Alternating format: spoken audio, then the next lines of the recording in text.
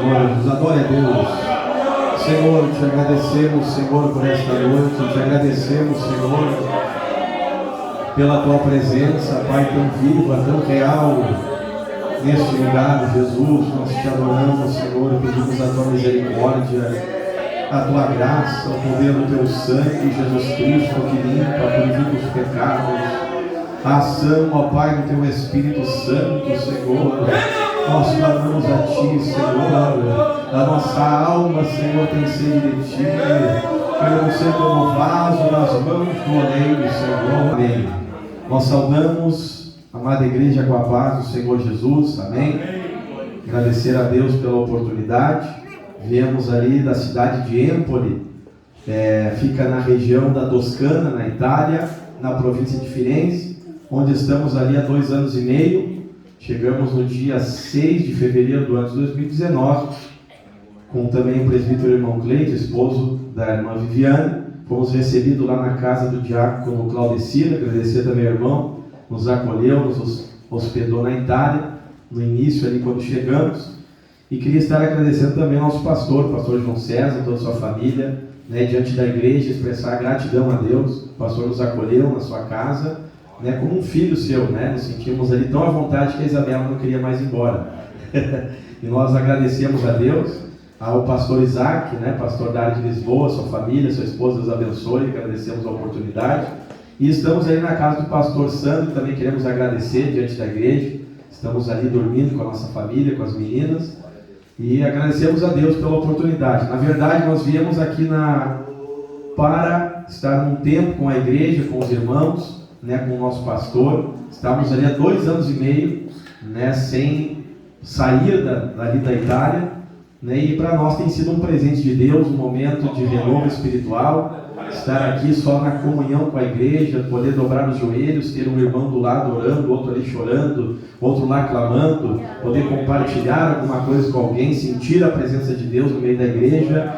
Só isso já tem sido um revigorante espiritual para andar mais uma jornada. E nós voltamos na quinta-feira e rogamos que os irmãos continuem orando por nós. E nós cremos na vitória, cremos que a obra de Deus tem nos sustentado até aqui, e Deus é que nos dará a vitória. A Bíblia Sagrada diz: em Deus nós faremos proezas. Então colocamos nossa vida na presença de Deus, deixando que o Senhor esteja dirigindo todas as coisas. Queria abrir a Bíblia Sagrada juntamente com a igreja no livro do profeta Zacarias, capítulo de número 1, e também vamos ler depois o capítulo de número 3, conforme a orientação do Espírito de Deus aqui nessa noite.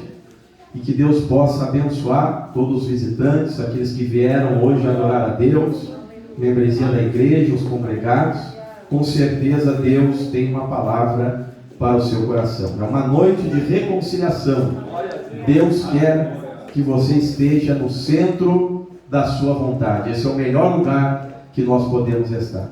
Zacarias capítulo 1, no verso de número 3, nos diz assim: portanto, dize-lhes: assim diz o Senhor dos exércitos, tornai para mim, diz o Senhor dos exércitos, e eu tornarei para vós, diz o Senhor dos exércitos, e não sejais como os vossos pais, aos quais clamavam os primeiros profetas, dizendo: assim diz o Senhor dos exércitos, convertei-vos agora dos vossos maus caminhos e das vossas más obras.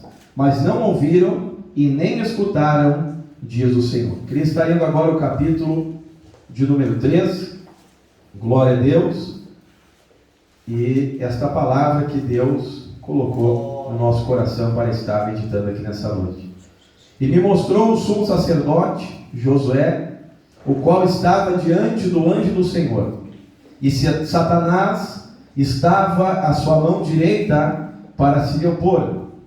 Mas o Senhor disse a Satanás: o Senhor te repreende, ó Satanás. Sim, o Senhor, que escolheu Jerusalém, te repreende. Não é este um tição tirado do fogo? Ora, Josué, vestido de vestes sujas, estavas diante do anjo. Então, falando, ordenou aos que estavam diante dele, dizendo: tirai-lhe estas vestes sujas. E a ele lhe disse: Eis que tenho feito com que passe de ti a tua iniquidade, e te vestirei de vestes novas. E disse eu: ponham-lhe uma midra limpa sobre a sua cabeça.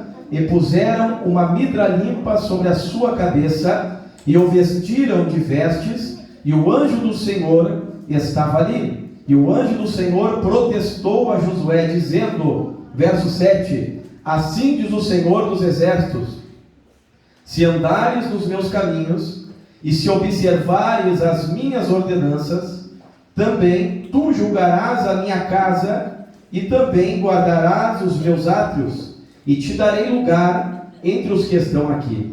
Ouve, pois, Josué, sumo sacerdote, tu e os teus companheiros que se assentam diante de ti, porque são homens portentosos. Eis que eu farei vir o meu servo, o renovo.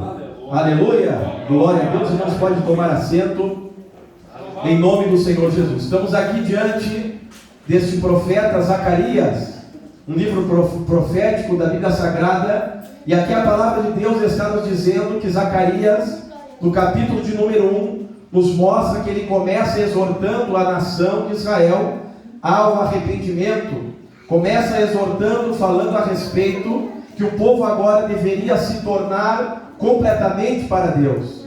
É uma exortação para entender e emendar os seus caminhos diante do Senhor, lembrando como era no passado, em que os profetas clamavam, exortavam, dizendo: convertei-vos agora dos maus caminhos e das vossas más obras, mas eles não ouviram.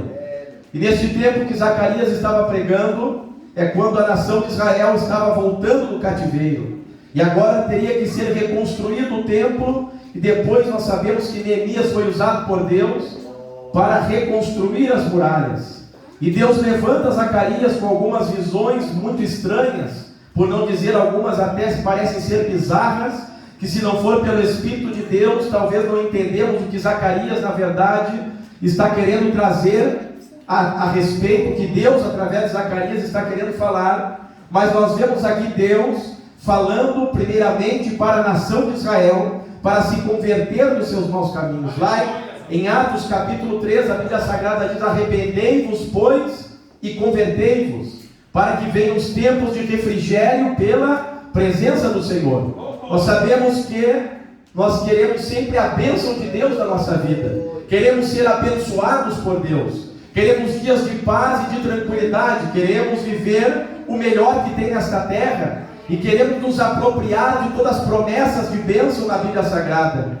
Mas para que nós venhamos a desfrutar desta realidade, sem o coração quebrantado e sem o arrependimento, que é o que Deus pede, a primeira coisa, para que nós venhamos a nos voltar completamente para Deus, não iremos alcançar aquilo que Deus ele tem verdadeiramente para as nossas vidas. O primeiro passo, então, é o que está dizendo: tornai-vos para mim, e eu tornarei para vós.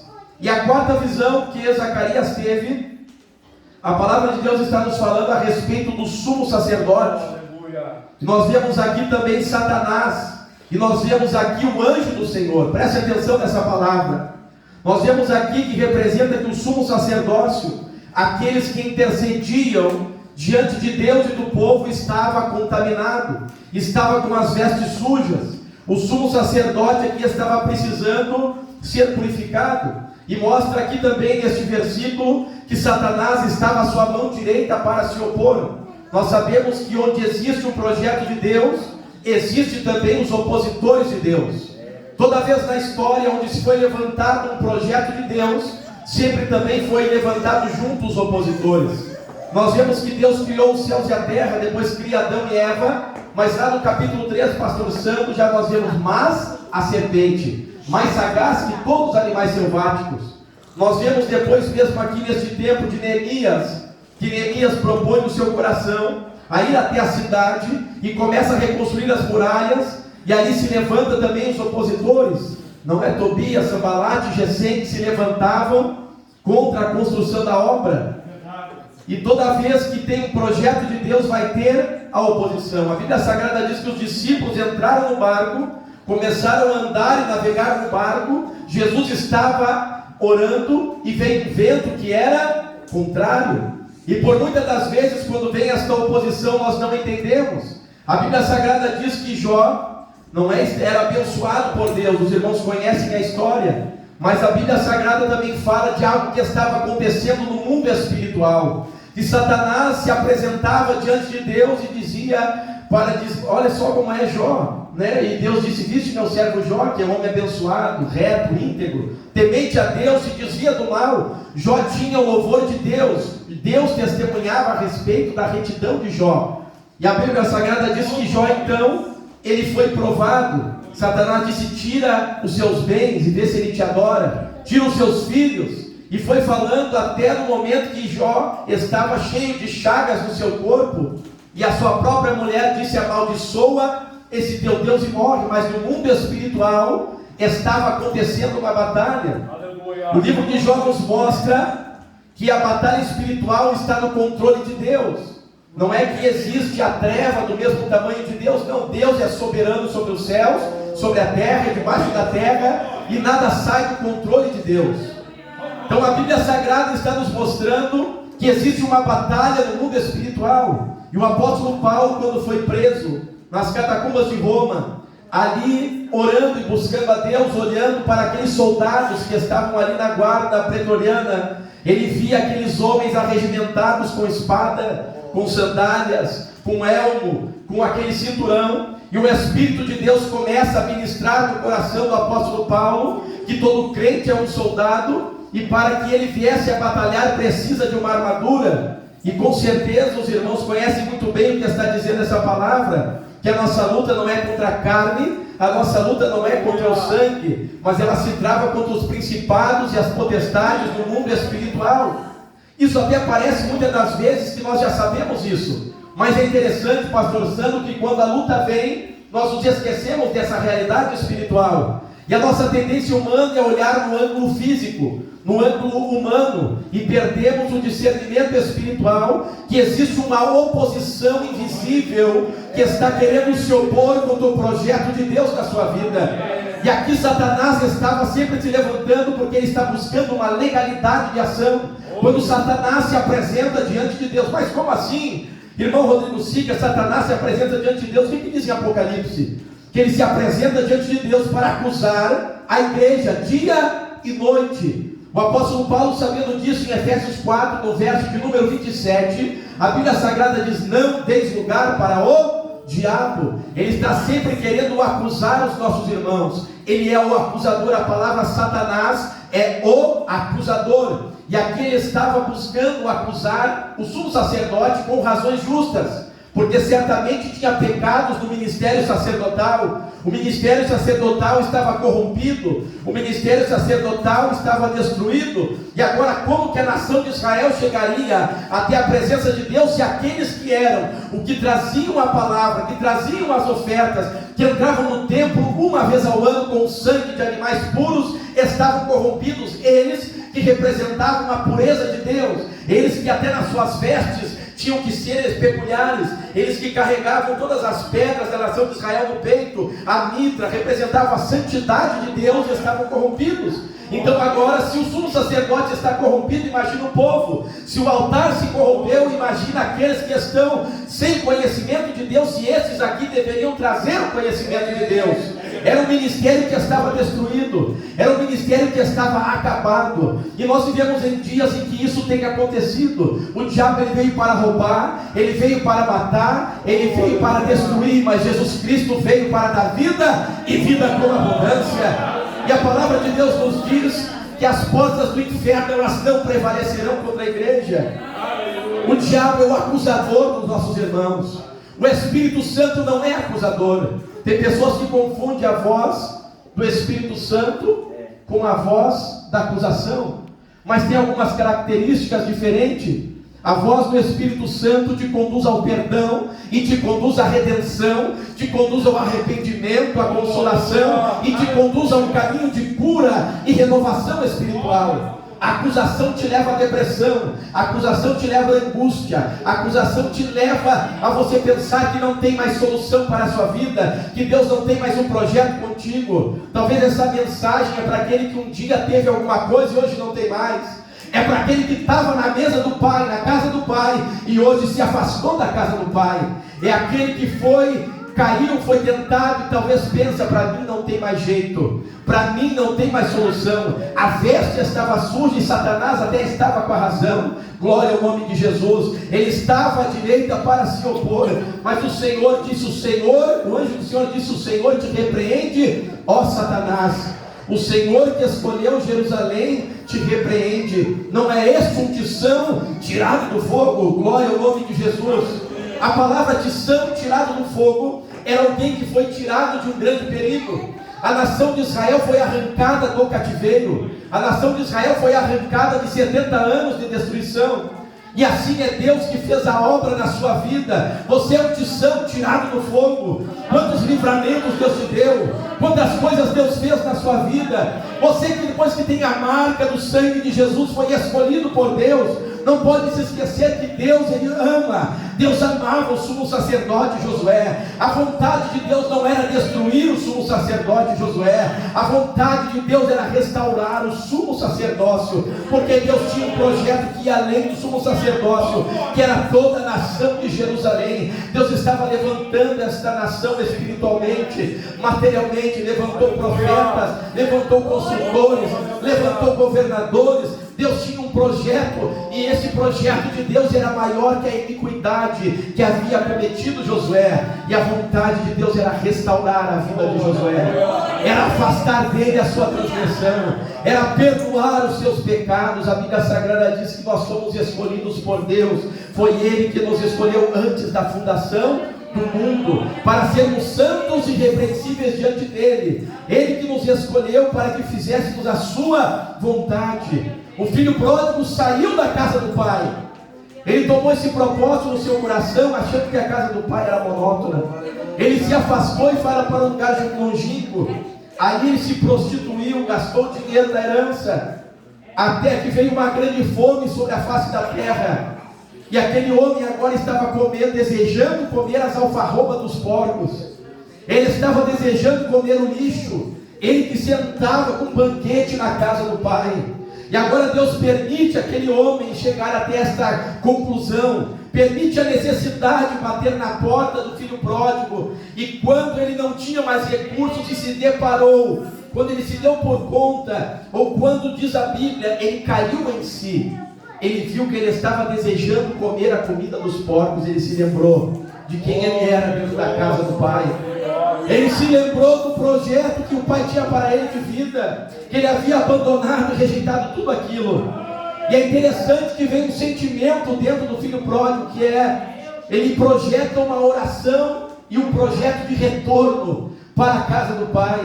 E agora era tão grande o seu arrependimento, era tão grande a sua angústia, que ele não queria mais, irmão Felipe, o lugar de filho. Ele disse assim, ele disse: pai, pequei contra o céu e diante de ti, eu já não sou mais digno de ser chamado teu filho. Faze-me como um dos teus trabalhadores. Glória a Deus. E ele entendeu que o melhor é estar na casa do pai. Eu posso estar lá num cantinho, nem ser filho mais, mas eu estou na casa do pai. Na casa do pai tem comida, na casa do pai tem veste, na casa do pai tem ali a bênção de Deus. Ele queria estar na casa do pai. E a Bíblia diz que ele faz esse caminho e começa a caminhar em direção à casa do pai, esfarrapado, de pés no chão, moribundo, fedorento, mal cheiroso. E o pai, a Bíblia diz que olhando ao horizonte, nós podemos entender que este pai todos os dias olhava no horizonte. Quando um dia esse meu filho vai voltar? Quando este meu filho vai voltar para casa? E quando ele vê no horizonte, aponta o seu filho. A Bíblia Sagrada diz que ele, cheio de íntima compaixão, e a Bíblia diz algo interessante, que o pai correndo, ele vai em direção ao filho pródigo. Quando nós tomamos uma decisão de tornai a mim e eu tornarei para vós, buscar-me-eis e me achareis quando me buscarem de todo o vosso coração. Aquele que vem a mim de maneira alguma lançarei fora. Deus não despreza um coração quebrantado e um espírito contrito. Deus habita no alto, no sublime trono, mas está perto do abatido, do contrito, do arrependido. Glória ao nome de Jesus. E a Bíblia diz que o pai o beijou, o pai o abraçou. E aqui nós vemos que no livro de Josué, Deus está restaurando a vida ministerial de Josué. Deus está restaurando a comunhão espiritual de Josué. Deus está perdoando os seus pecados. E aqui nós vemos que Deus está tirando as vestes sujas. Deus está limpando a sujeira de Josué. Deus está purificando o ministério sacerdotal de Josué e está dando a ele vestes novas. A palavra de Deus, quando fala de vestes, fala de obras, fala de santidade pessoal. A Bíblia diz em Eclesiastes: sejam alvas as tuas vestes e jamais falte o óleo sobre a sua cabeça.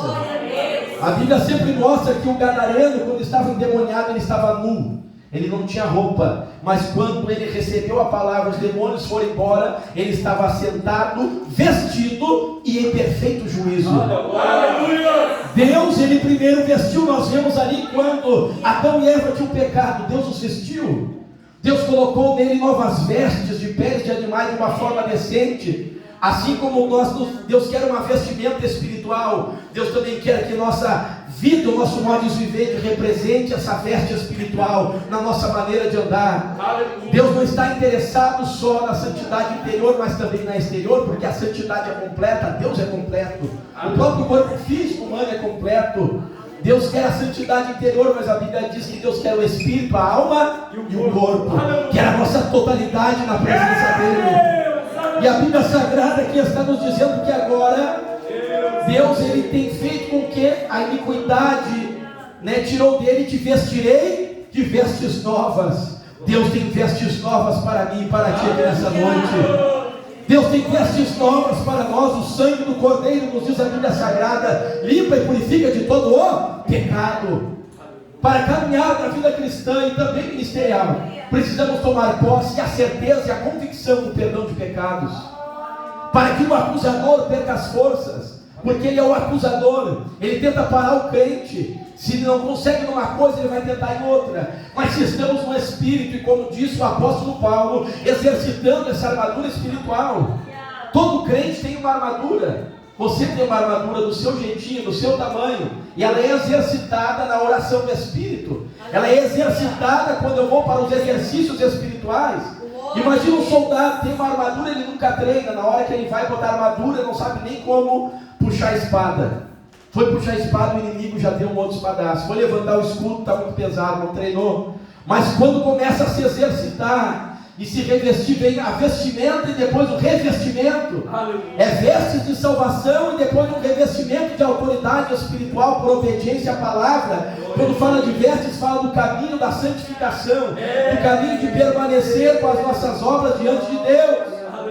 E por isso é que nós não nos apegamos: eu tenho 40 anos de crente, ninguém me pega, eu tenho tanto tempo. Não é isso, é pelo sangue de Jesus. É pelos méritos dele. Sem mim nada podeis fazer. Quem que pode purificar os seus próprios pecados?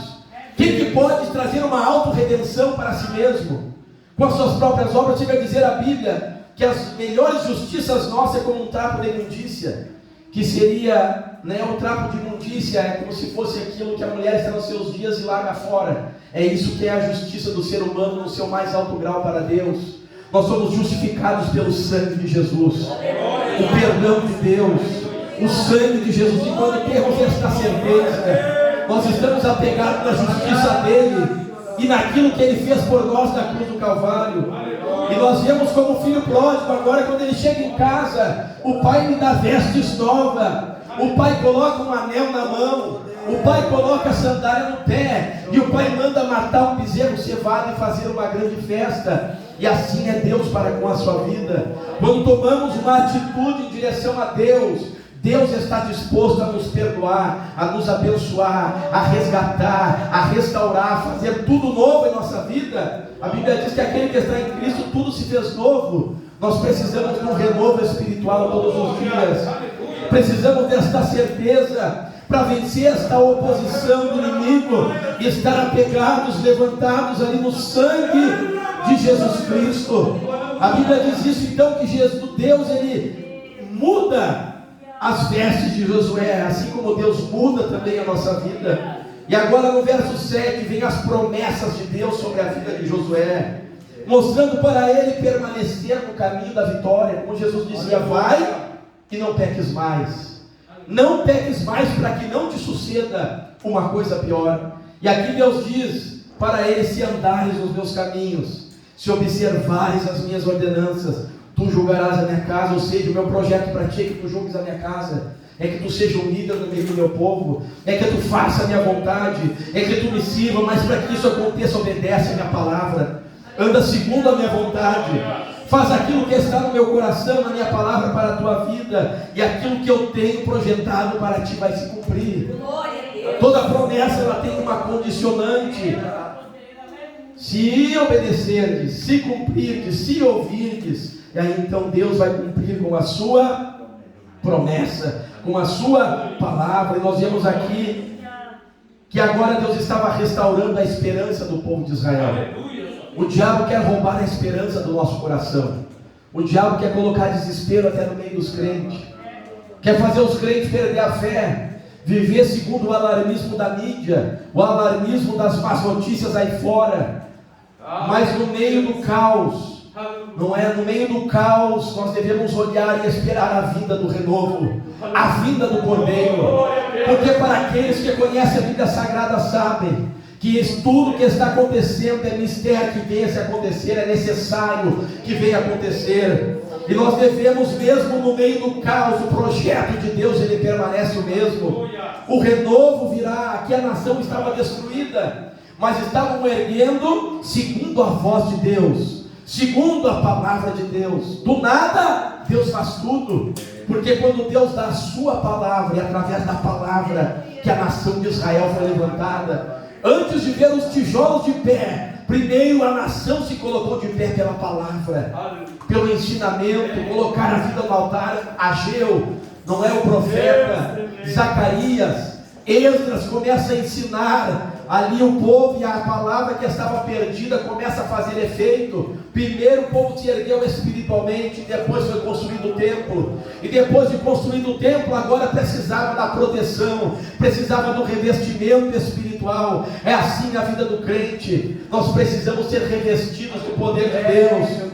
Não só Deus deixar ele limpar a casa, porque a Bíblia diz que uma estratégia de Satanás é essa: Jesus vem e limpa a casa. Jesus vai lá, a pessoa vem e chora, se arrepende, Deus perdoa os pecados, vem lá a vassoura do Espírito Santo, limpa o interior. Mas agora, se eu não encher a casa das coisas de Deus, a estratégia de Satanás para com todos nós está descrita por Jesus. Ele vem com 7 demônios piores do que aquele, e quer que o meu estado, o seu estado seja 8 vezes pior. Isso acontece. Ele anda por lugares áridos, aqueles demônios que te levavam para a prostituição, para a bebida, para a vaidade. Eles andam por lugares áridos, depois vão tentar voltar um dia, vão tentar se apresentar um dia, se a casa está vazia, se Jesus não está ali na porta da casa, se não tem a glória de Deus dentro da casa, se não tem santificação na casa, se não tem Bíblia na casa, se tornamos um alvo fácil para ser como a porca lavada. É uma palavra forte até. A porca lavada e depois volta a revolver-se no lamaçal, como o cão que vomita e depois come o seu vômito. Mas a Bíblia Sagrada diz que Deus nos escolheu para as coisas maiores, para coisas melhores. Deus nos escolheu para sermos derrotados. Deus te escolheu para ser um crente vitorioso, um crente que anda na presença de Deus, um crente que está na casa do Pai.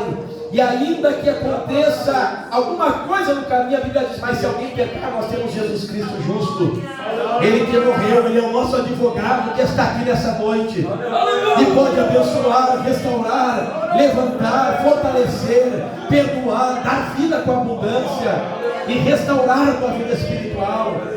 Porque Deus quer resolver o problema de uma vez por todas. Não é só vir na igreja, recebemos uma oração, mas se eu não aplicar aquilo que Deus me ensina na Bíblia, na minha vida, na minha casa, de novo o diabo vai ter brecha para agir na minha vida. Mas se eu colocar em prática e me esforçar, me buscar a Deus, conversar com o pastor, os obreiros, e Deus vai começar a dar vitória lá na tua casa também.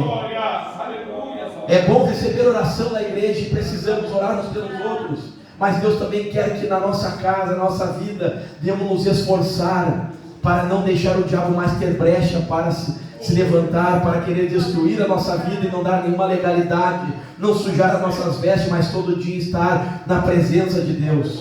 E que nesta noite você possa estar sendo abençoado por Deus, o visitante, se abençoado por Deus, venha para Jesus. Nós muitas das vezes até enfatizamos demais, o diabo, mas na verdade, irmãos, Deus está soberano sobre todas as coisas. Agora, com essa onda de pandemia, se vem um pavor generalizado sobre a face da terra, mas Deus está soberano sobre todas as coisas. Nada acontece sem a vontade de Deus. E nós temos que estar olhando firmemente para o autor e consumador da nossa fé, que é Jesus Cristo. Devemos estar com a nossa esperança renovada nele, depender dele. E a palavra de Deus nos diz que depois, o efeito disso, a vontade de Deus era que eu estivesse debaixo da videira e debaixo da figueira.